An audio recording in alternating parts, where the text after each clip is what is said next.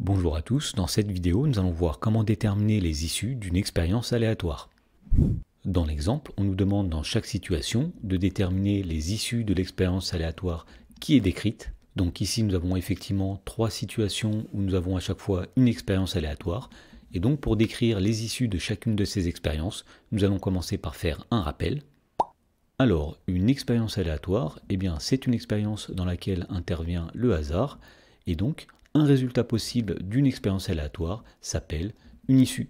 Autrement dit, pour déterminer toutes les issues d'une expérience aléatoire, il suffit de voir quels sont tous les résultats possibles dans cette expérience. Alors, dans la première question, on nous dit qu'une urne contient trois boules indiscernables au toucher, une boule rouge, une boule verte et une boule bleue, et on nous dit qu'on tire une boule au hasard dans l'urne.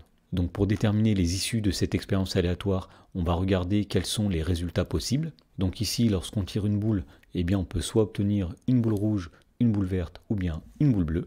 Donc on peut dire que les issues de cette expérience aléatoire sont rouge, vert et bleu, car ce sont les trois résultats possibles qu'on peut obtenir lorsqu'on effectue cette expérience. Dans la question numéro 2, on nous dit qu'on fait tourner la roue circulaire ci-dessous qui est composée de 4 secteurs. Alors lorsqu'on va lancer la roue et la faire tourner, lorsque la roue va s'arrêter, la flèche qui est ici va indiquer un des 4 secteurs.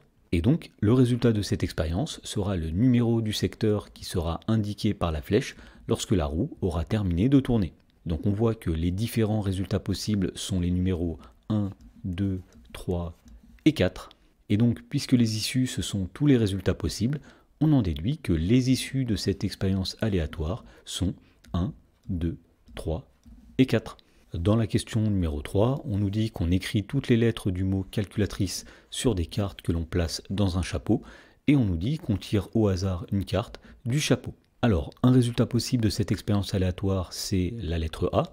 Un autre résultat possible, c'est la lettre C. Et donc, les résultats possibles de cette expérience aléatoire, ce sont les différentes lettres qui forment le mot calculatrice.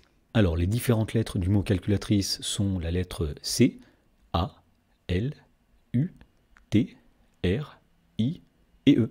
Et donc, puisque les issues de cette expérience aléatoire sont les différents résultats possibles, on en déduit que les issues de cette expérience aléatoire sont C, A, L, U, T, R, I et E.